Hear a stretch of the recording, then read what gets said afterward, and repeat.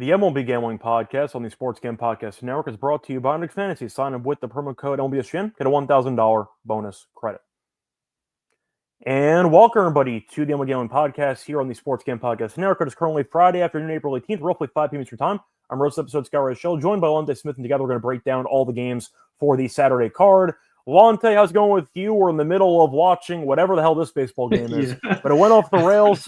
We've seen, I believe it was 15 runs in the last basically inning.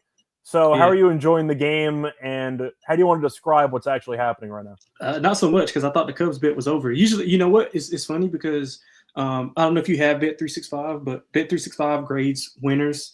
If was it a 5-run lead, a 6-run lead? I think it's 4 or 5. I can't remember which one. So it's not in New York, but I know about the rules. Yeah, so I had already got it graded. But on other books, it's going to be a loser. So, man, unless they come back with another crazy inning. But, yeah, fun start to the day so far. I mean, hopefully it continues this way with the rest of the series. Got some good series coming up. So, yeah, you don't typically see a grand slam by each team in the span of 20 minutes, but that's what ended up happening. How much would that pay? 2 grand slams? I wonder. Yeah, it was definitely a lot, and then Gurriel hit one that didn't land yet. So that's kind of why we're at 11-7 right now. I like the over in the game, classic Wrigley game, but I feel bad for under bettors, as it was 3 runs entering the bottom of the 7th, and now you have 18 in the bottom of the 8th. But anyway, that's kind of what's happening right now. Anyway, point is, before we get into any of the games here for the Saturday card, quick reminder that we have a great promo going on. We have a contest for the NBA playoffs because the NBA playoffs are here. SGPN's running another free contest every NBA playoff game. ATS, $1,000 first place prize, winner take all. SportsGamepodcast.com/NBA playoffs to sign up for that free contest. Moving on, though, to the first game on the Saturday card of a matchup between the Marlins and the Phillies. For this one, you have Quantrill against Taijuan Walker. Phillies laying -210. You have the Marlins at +175. A reminder, Taijuan was really good his first couple outings, then not so much the last time out. Total those at 9.5. We know Quantrill's been kind of a mess this season. Walker has been surprisingly decent, but once again was not very good in his last outing. I'll ask you for this one because I think that the price of -210 feels massive to me. Yeah, definitely. I think it's Marlins or pass, but I don't know if I actually want to bet this game. I'll go with the over, but give me Miami. Yeah, I was going over as well. I don't really want to lay this type of number. And Quantrill's, back-to-back wins, solid starts. He struggled in his first 2. So he had 3 combined earned runs in those wins. He had 5 walks last start, so I kind of want to, calm that down a little bit. Phillies, man, I expected much better from them. I don't know about you, but they're kind of inconsistent. They split a 4-game set with San Francisco. They won 2 games, got smoked in the other 2. They were 4-6 last 10. They're not really hitting the ball well. I mean, they're hitting about 218 at home. Walker, he's been really good to start, 2 shutouts and 3 starts. But the Miami offense, I like the Miami offense a lot better right now. I mean, they're hitting about 253 overall, 8.8 hits per game, 4.2 runs per 9. And even in their last 10, they really amped it up a little bit more than that. They're hitting 274 in their last 10, 4.7 runs per 9. So I would look at the over here. I think Miami could be live here. I mean, they were swept by Arizona.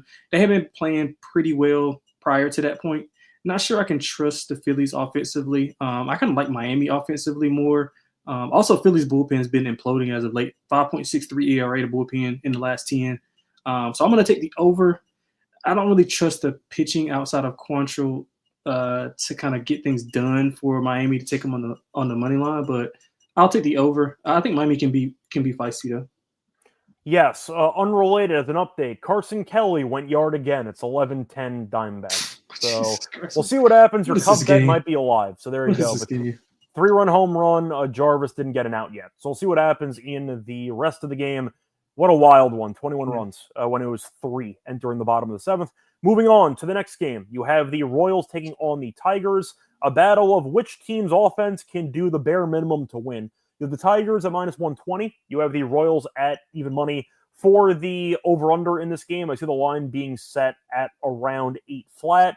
Lugo against Mize. Lugo's been okay this season, not great. 1-2, 3.86 ERA. Mize, though, 2-1, 2.6 ERA. I'll ask you for this game because, once again, both offenses are really, really bad. I'll go Detroit. They're 6-1 at home. Kansas City is 2-8 on the road. I like Detroit more as a team right now. Good enough for me. Think it'll be another classic 3-2 game or something like that. So I guess I'm on the under. But Detroit being that good at home, I think is appealing at this price. Yeah, I completely agree. I mean, and you mentioned Kansas City's road numbers. They're 1-6 so far in this road trip. 3-7 overall the last 10. They've only scored over 3 runs once in their last 10. I mean, their offense has been atrocious, especially on the road. They're hitting about 206 overall. They're hitting 172 in their last 10, 1.9 runs per 9, which has allowed them to kind of go under in 8 of the last 10. I like Detroit a ton. I thought they've been playing well offensively.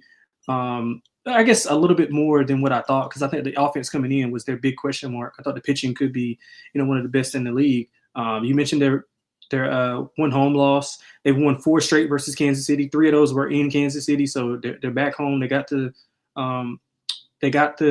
bats going a little bit more. They got to get the bats going a little bit more. I mean, only hitting about 218 in the last 10 versus hitting about 244 overall.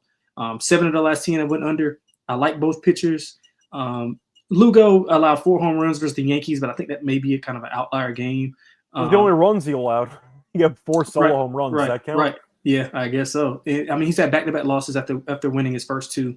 But he only had 2 to start in his first 2. So I think he'll be fine here, especially with Detroit's offense kind of sliding a little bit. I think they'll be a slightly better. So I'll take the Detroit home team, and I'll take the home team in Detroit, and I'll take the under. Yeah, definitely think it should be interesting. My question is, based on fan interest, what % of fans will be distracted by the Pistons game tomorrow? I would say 100%. You got so many baseball games to go. Detroit hasn't been in the playoffs since 2019. They haven't actually won a playoff game since 2008. So they've been swept. They've been in the playoffs 3 times since 2008. They've been swept by the Cavs twice, and I think Giannis, I think. Yeah, the Bucks. So yeah, they're like 0-12 in the past 3 playoffs. So I'm pretty sure Pistons fans I'm pretty sure Detroit fans will be more in tune with the Pistons than See, the you are right and also wrong at the same time, because I tricked you. This game's at 1 o'clock. The playoff game's at 6. So there you go. You fell for the bait. Yeah. So we'll see. Once again, the game's not in Detroit, so there might actually be a decent amount of people at the stadium in general, because the game's going to be in New York. Yeah. You also can pregame the baseball game and then try to have a round 2 before the actual watch party at a bar. So it could be a very degenerate afternoon and evening for a lot of people in Detroit. But once again, that is an afternoon game. Moving on to, the continuation of whatever this is. The Diamondbacks against the Cubs. Both teams might have no relievers left, so we'll see what happens in this game. But you have Gallen against Brown.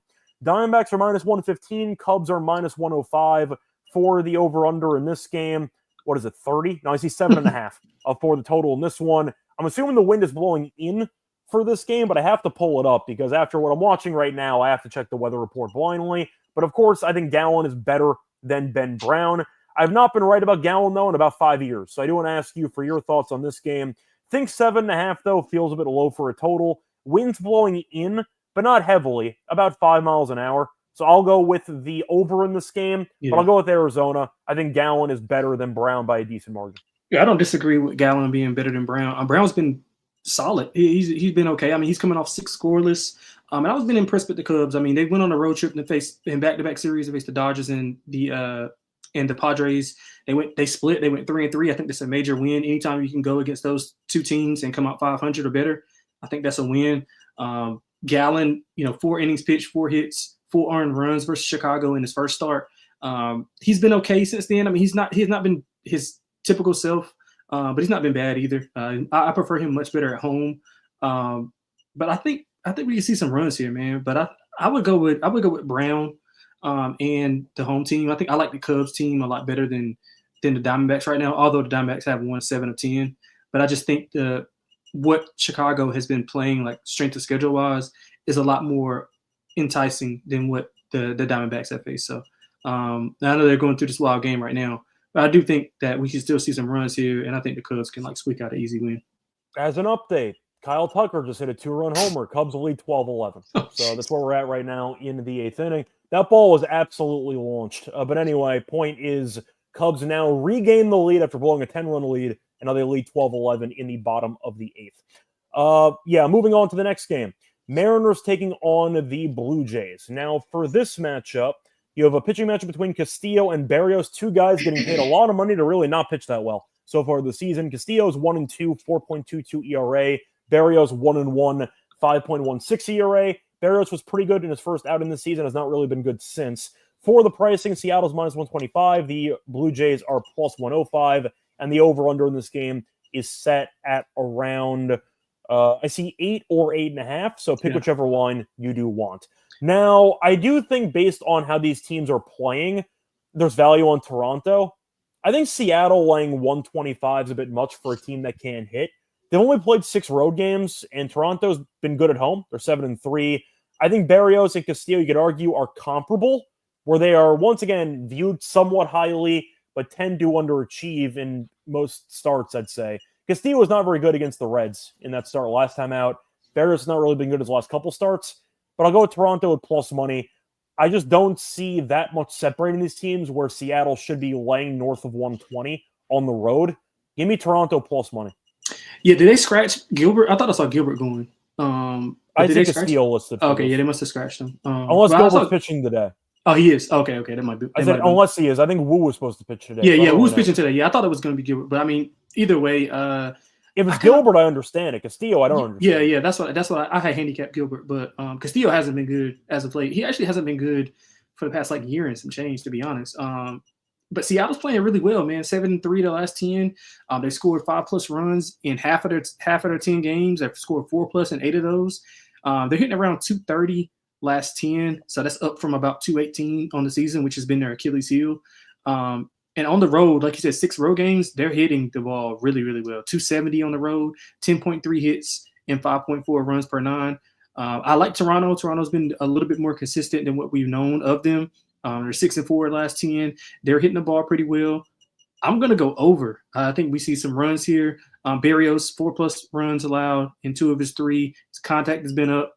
He's had 5 home runs allowed. So the way Seattle's swinging the bat on the road, I think we can see both teams score some runs here. So I can see like a 5-6 type of game, 6-5, or like a 6-7 type of game here if all things go well for these offenses. Yeah, that does imply Seattle actually scores 6 runs in a game, which is pretty tricky to do. But yeah, they scored 5 in half of them. They've been okay. That's true. I mean, they had a crazy extra inning game yesterday against the Reds. Yeah, that's true. Yeah. So maybe they can get it done. But both pitchers, I just think are overvalued. So I do agree with you about the over. Update, Suzuki just homered. It is 13-11 Cubs. So we'll see what happens with the rest of this game. Moving on, though, to the Nationals against the Rockies. 2 really, really bad teams. The Rockies are easily worse. For this matchup, let me just see the pitching matchup here. Okay, so I see Lord against Freeland. I have no lines on this game, so I can't really break it down. You have anything else you want to add? Because I don't have any lines, and both pitchers have not been that good. Lord's 0-1, 4.82 ERA. Freeland's 0-3, 4.88 ERA. Any thoughts? Because I don't have a line. Yeah, not really. I mean, Washington would probably be over, would be my first look. I just think, Colorado's lost, 6 in a row. The last 3 series, they placed the Dodgers, Milwaukee, and San Diego. Freeland's lost 4 in a row. His contact's way up. 10 earned runs combined his last 2. I would look over. I trust the Washington offense more than any other, any other thing in this game. I thought that, and they got shut up by Andrew Heaney yesterday, so I don't know what to believe anymore. Yeah, that's fair. But do you trust Freeland to do anything like that? No, but it is a potential snow game, so keep that in mind. It's a snow game tonight, so you might get another one tomorrow. Yeah, so I would be Washington over for me or nothing, just depending on home price. Yeah, I don't want to bet anything in this series because that implies I'm betting on either team, and that's something I don't want to do. But anyway, moving on, before we get into any of the other games on the actual card for Saturday, quick reminder brought to you by Edgewood. If you ever tried to deposit money into your account at around 2 a.m. and had your deposit denied, that will not happen with the Edgewood card because it's the first ever bank account built for bettors. They give you fast, reliable access to your money whenever and wherever you need it, and you can also do it without the delays that come with traditional banks. Plus, you also get cashback rewards every time you do deposit money into a qualified gambling account. 0.5% cashback rewards, and you can also get it with no usage fees and no minimum balance. You can also use the responsible gambling tools to help make informed decisions with your bankroll and to also help you manage your bankroll. What are you waiting for? Head to Edgewood.bet, promo code SGPN, Edgewood.bet, promo code SGPN. We're also brought to you by MyBookie.ag because they're the book to definitely bet in every sport. You can do the NBA playoffs, Stanley Cup playoffs, baseball. If you want to do some MMA, for example, you can do that too.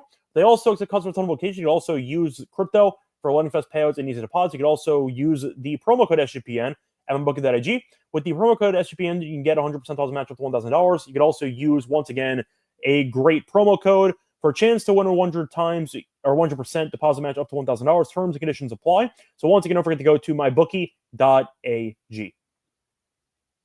Welcome back, everyone, to the Magellan Podcast. Finished going through the first couple games on the Saturday card. Time to keep it rolling for this game. Looking at the next matchup, you have a matchup between the Reds and the Orioles. For this game, I see the matchup being between Hunter Green and Young. Young is a relative unknown. This is going to be Brandon Young, who's 26, who's never pitched in the majors before.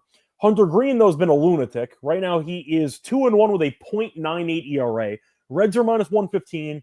Orioles are minus 105. The over-under in this game is set at around 8.5. Yeah, you have an unknown pitcher against Hunter Green. Give me Hunter Green at minus 115. Do you have anything else you want to add? No, not really. I mean, I think that's pretty much the case. I mean, their offense has been not so good. The pitching's been, awesome. They're kind of hard to gauge for me. I mean, Green, 15 and 2/3 scoreless, not even allowing minimal contact. I mean, 4 hits or less in all of his games. He's faced quality offenses as well. He faced San Francisco twice and Texas, which I consider a above average offense. I don't really trust Baltimore right now.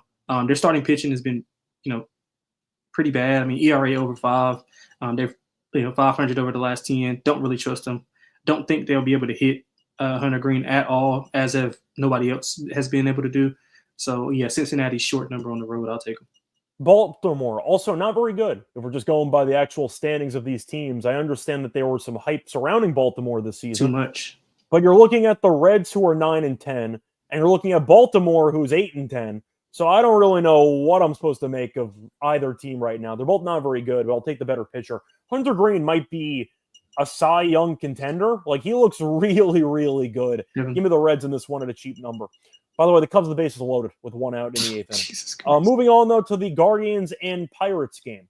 For this one, you have a lively against Skeens. Pittsburgh's minus 180. Cleveland is plus 150. The over-under in this game is set at 8 or 7.5.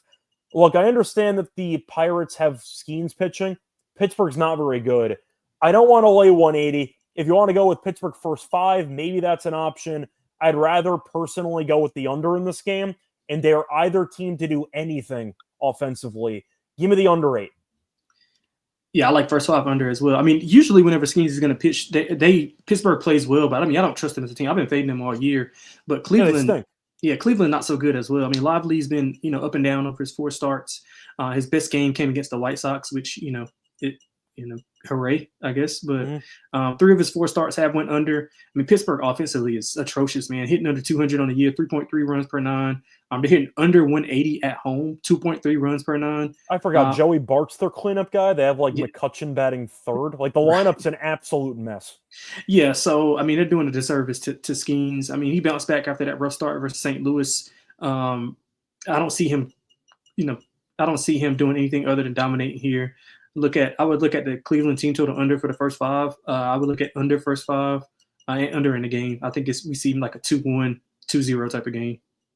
Yeah, I just will dare either team to do anything. Give me the under in this game. Yeah. Moving on to it could be an underrated run atmosphere for this game because the wind's blowing heavily out in Citi Field. For this one, the wind is blowing out in Citi Field. They ought to actually find the exact measurements, but it's a lot. About 17 miles per hour to right field. For the pitching matchup, though, you have Liberatore against Senga. You have the Mets minus 175. The Cardinals are plus 145, and the over-under in this game is set at around 8.5. First glance over. I understand Senga's good, but I just mentioned the actual weather. Bunch of wind. I'll back that. Maybe Soto goes yard again. I don't mind that as an angle, too. But give me the over in this game. Senga, we know, can get roughed up early in starts on occasion, and Liberatore's been okay. The Mets offense has been kind of underwhelming. We'll see how they look in this one. But I'll back the wind environment in this game. Give me the over 8.5. Yeah, along with that wind, I think this is a wind. I just think this is a perfect matchup for an over. St. Louis, all offense, pitching is horrible. They're hitting 271 overall, one of the best offenses in the league. They're averaging 5 runs per 9. The starters ERA for pitching-wise, last 10, 7.02. Relievers, 6.44. Liberatore is coming off 6 scoreless versus Philly, which is really impressive. But he was not as sharp in his previous 2 starts. He had 8 earned runs combined. The Mets, they've had St. Louis's number. I mean, 5 straight wins versus them. They've been a bit up and down thus far overall, but the pitching's been really, really good. I think the offense is getting better as they get more continuity together. And Singer's good, but I think St. Louis offensively should be able to get some runs here. So I like the over. I think that the Mets team total over probably a better play just because of how bad the pitching is for the Cardinals. So let's go Mets team total over. And I would go full game over if I had to make another play. Yep, I can get behind that too. Moving on to the next game, you have the Dodgers against the Rangers. Rangers been winning a bunch of games, but they can't score. It's kind of a paradox, but they're 9-1 at home. Dodgers are 4-4 on the road. You have Sasaki pitching against Eovaldi. For the money line here, Dodgers minus 125. The Rangers are plus 105, and the over-under in this game is set at around 8.5. First glance, I think I like the under because Texas really can't hit. A bunch of their games are just low-scoring rock fights, but they do just enough to actually win. Mm-hmm. Sasaki's been better lately. Yeah. Still don't trust him, but Texas really can't hit. And Eovaldi's been fine. Had a couple bad starts, but I think he's okay in general for this matchup. I'll go under in this game. Think I'll have to go Dodgers for the actual cheap price when they're much better offensively than this Texas team. And the Rangers have lost 3 of Eovaldi's 4 starts so far this season. So I'll go with the Dodgers, but I think I'll go with the under. Total feels a bit high here. Yeah, I'm going to go with Texas. I think Texas can win back-to-back. I think they're good at home. So they're really good at home. And they swept a hot Angels team. The pitching's been great. The pitching was great in that series. The Dodgers. Corbin got bit by a spider and then had a phenomenal outing. Right. Yeah, I thought that was crazy. The Dodgers, man, showing a little chink in the armor, 5-5 last 10. They lost 3 or 4 on the road. The starting pitching has not been good last 10, 6.11 ERA bullpen, right above 5.5. Sasaki, his record is good. ERA is about average. The innings and pitches have increased every single start. He's cut down on the walks as well. He had 9 in the first 2 starts and then 4 in his last 2. So a little bit of improvement there. But Texas, their offense, they have the guys to produce them. I don't know what's going on with their offense. They're hitting 200 at home, 2.6 runs per 9. They are hitting 255 in the last 10, so maybe they carry that over into a big home matchup against a really good Dodgers team. Eovaldi's pitched extremely well so far, despite his record. He's at 2 or less in 3 of his 4 starts. Not allowed a lot of contact as well. Not much distance, though. He has gone to less than 5 1/3 and 2 straight, to be fair. Yeah, and that's the thing with him. He's going to have to give you at least 6 here, especially if he's going well. So I like Texas. I like the under. I like the first 5 under as well. I think Sasaki maybe gets back to his walking ways here. Texas is a little bit more patient at the plate to some of his other counterparts. So I'll take Texas, and I'll take the under as well. Yeah, I do want to point out, I believe it said the Dodgers are 5-5 in their last 10. Mm-hmm. If 3 of those wins are against Colorado, does that count? No, they don't. So then congratulations, they're 2-5 in their last 7. But I want to mention that they did sweep the Rockies, which is pretty much not that difficult to do. Yeah, that's what they do to the Rockies. Yep. Moving on to the next game, you have the Battle of the Sox, the White Sox against the Red Sox. For this matchup, you have a pitchers matchup between Smith and Crochet. Crochet just destroyed this team about a week ago. We'll see how they look this time around. They get a no-hitter through 6 in that outing. Yep. For the actual pricing, Boston is around minus 310. White Sox are plus 250. White Sox still over on the road. They're 0-6. And for the over-under in this game, I see the line being set at 9 or 8.5. For the actual run line, because if you want to take the Red Sox, it's kind of your only option. Red Sox on the run line is about minus 140. So I'll ask you, because Smith has been pretty underrated this season. Smith so far is 0-1, 2.04 ERA. Crochet has been great, 2-1, 1.38 ERA. What do you want to go with? Because I think Crochet shoves again, so I think I like the under. Yeah, I like under as well. Smith has been really good. He was okay versus Boston, 2 earned runs and 6 innings pitched. Has not allowed over 2 earned runs in any start. He's been at least 5 2/3 in all of his starts. You kind of want to avoid that White Sox bullpen. Obviously, they don't have a ton of offense here. They were just Boston got a little revenge on their mind. They were bombed in the White Sox. At the White Sox, they were outscored 15-6 in that series. So I think they get a little revenge here. Crochet's dominated him. So the one game they did win was by Crochet. He had 8+ Ks in 2 of his last 3 as well. So if you want to look at his Ks to go over, if you want to ladder those up, I think that's a good bet. But I would look at under. You get no value on that run line for Boston. So I would just stay away from the side and just look at it under first 5 under full game under. I understand minus 140, but I can't respect it. You know, Yeah, they really should win this game by multiple runs because the White Sox are as bad as the Rockies. They might be worse, who knows? But I do think that the Red Sox should win this game comfortably. I just have a hard time with the total, expecting an over when you think Crochet might give up 1 run. Right, exactly. Yeah. So if the Red Sox win this game, and if they break this game open, they score 6 runs, you still might go under. Exactly. If the White Sox aren't any good.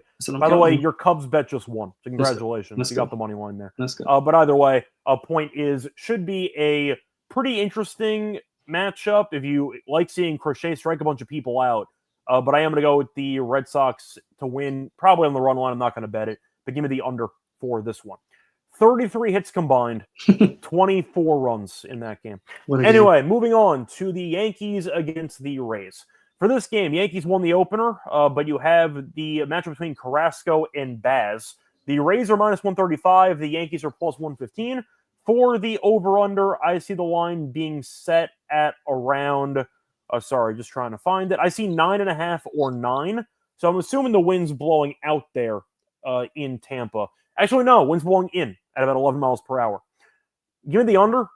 Feels very high. I understand if you want to make the argument that Carrasco's not any good. Believe me, I agree with you. Baz is great, though. Baz is really, really good. And you're looking at the wind blowing in pretty heavily, which might combat some of the high-scoring games we've seen so far in Tampa. Feels like stadium bias, just based on this total with Baz pitching. First of all, I like Tampa, because I think that Baz is much better. Yeah. But this total feels pretty high to me. I'll go with the under. Yeah, I like Tampa. I'll stay away from the total, but I mean, I don't like Carrasco at all. I mean, he's coming off a really good start. 1 earned run and 5 innings pitched, but he allowed 4 home runs in his last 2. Tampa's offense has been pretty good. I mean, they're hitting 286 to last 10, 5.2 runs per 9. They're averaging 1.5 home runs in the last 10 as well. So I think they could get to Carrasco here. Baz has been amazing, 10 plus Ks in 2 of his 3 starts, 2 or less runs allowed in all 3 starts. He's going a lot of distance, 6+ innings pitched in all of his starts.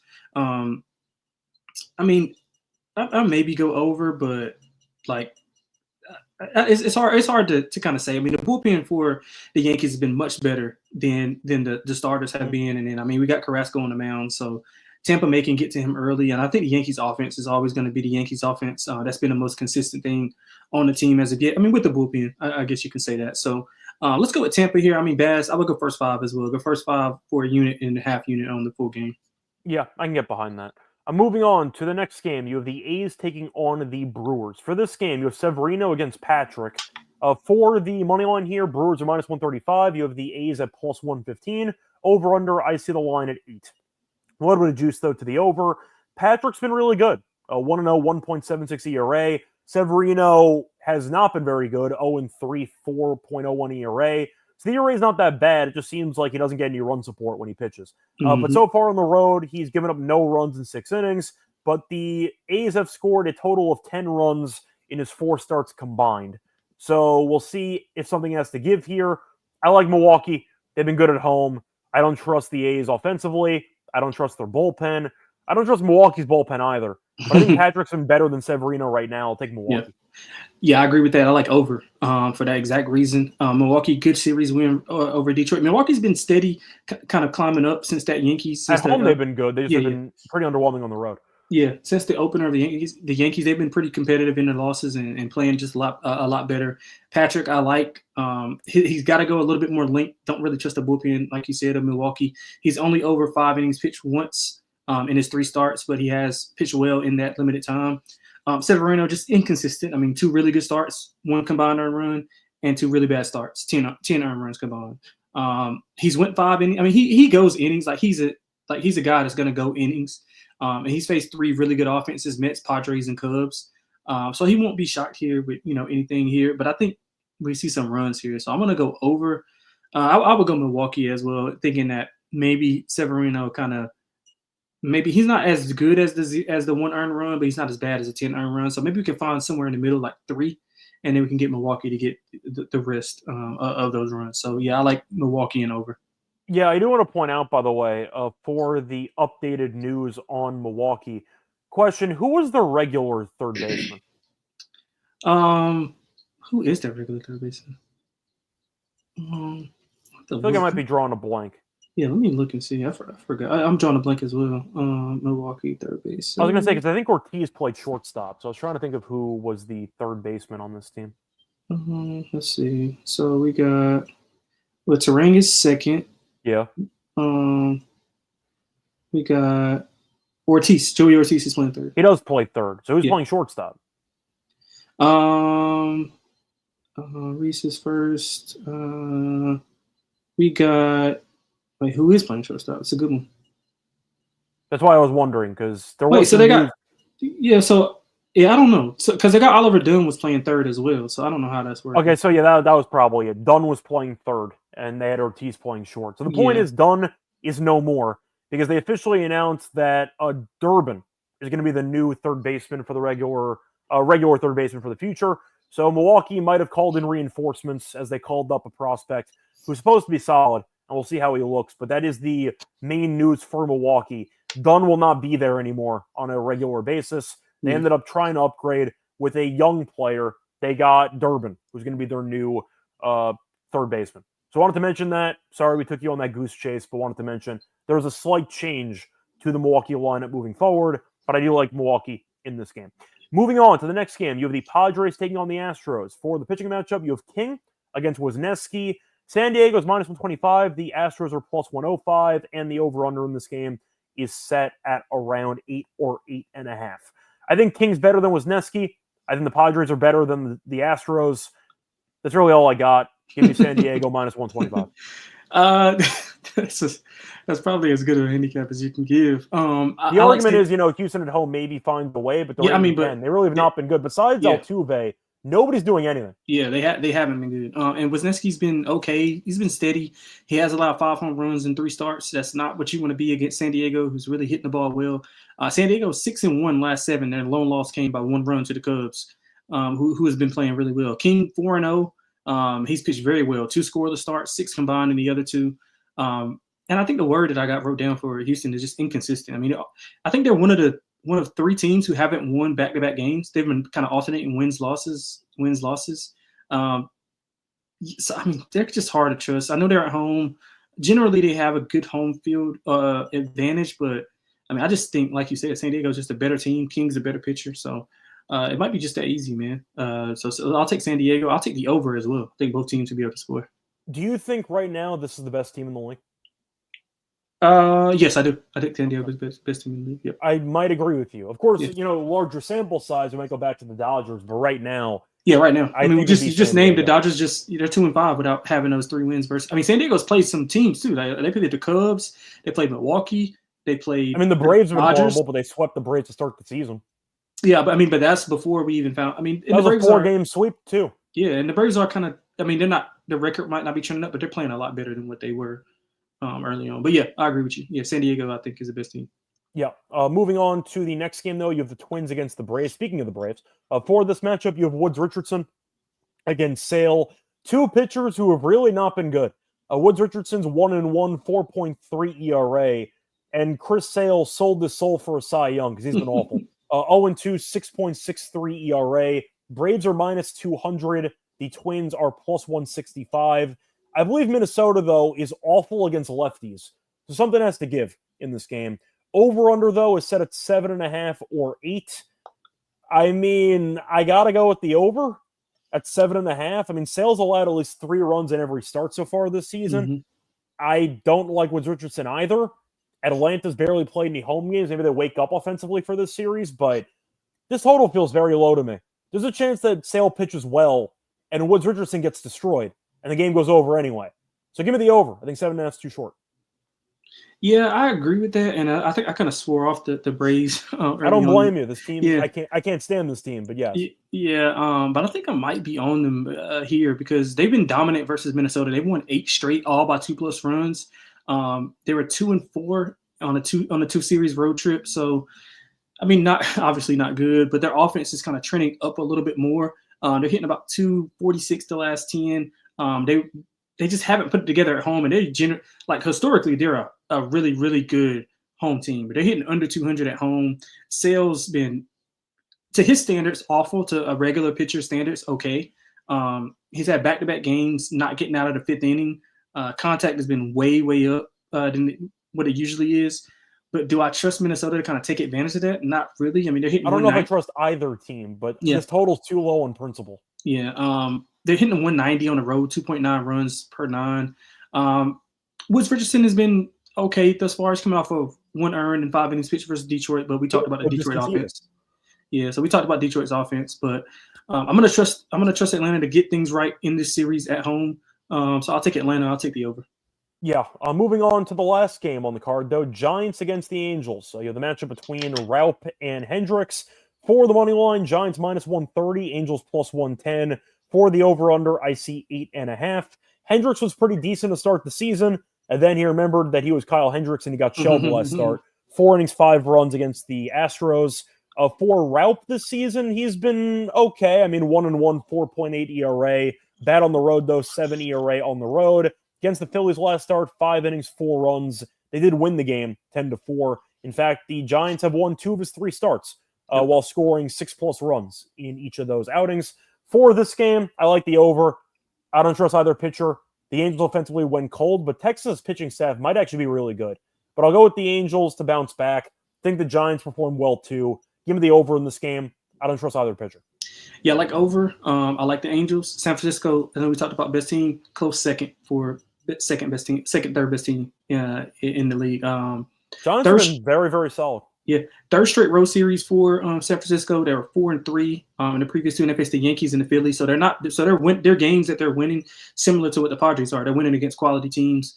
You mentioned the over. Both San Francisco's over in 8 of 10. I like the Angels offense. They cooled down a little bit since the hot start. They've lost 4 in a row. All of those have been on the road.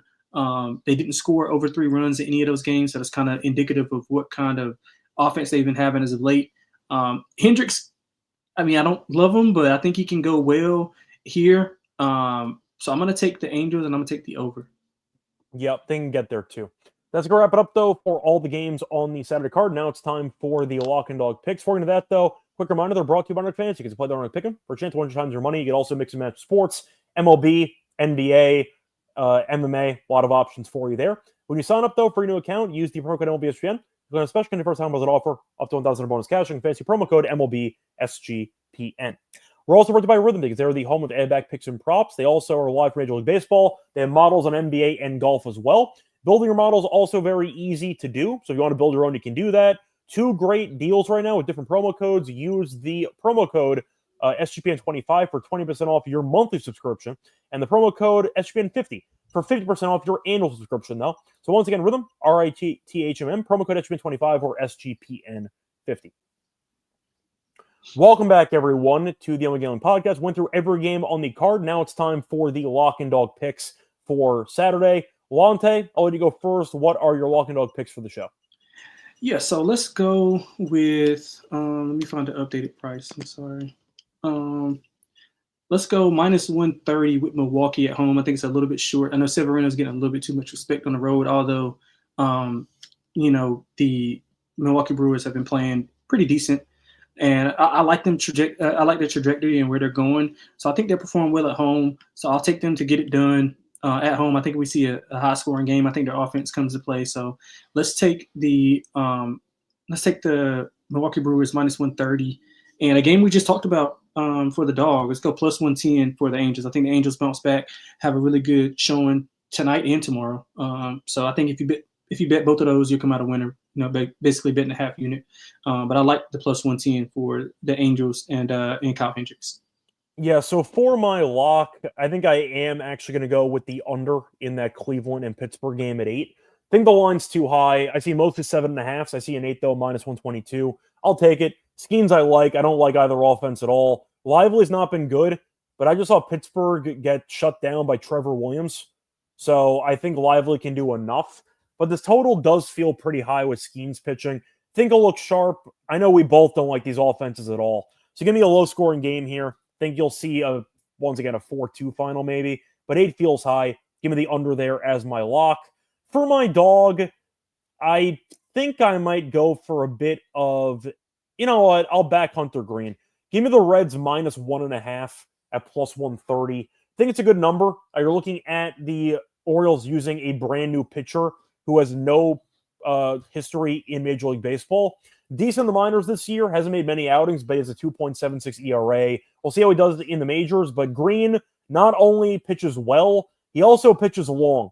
He can go really, really long because he doesn't walk anybody. So I think that he's going to go well in this one, but I like the overall price here. Give me the Reds minus 1.5 with Green pitching at plus 130 as my dog.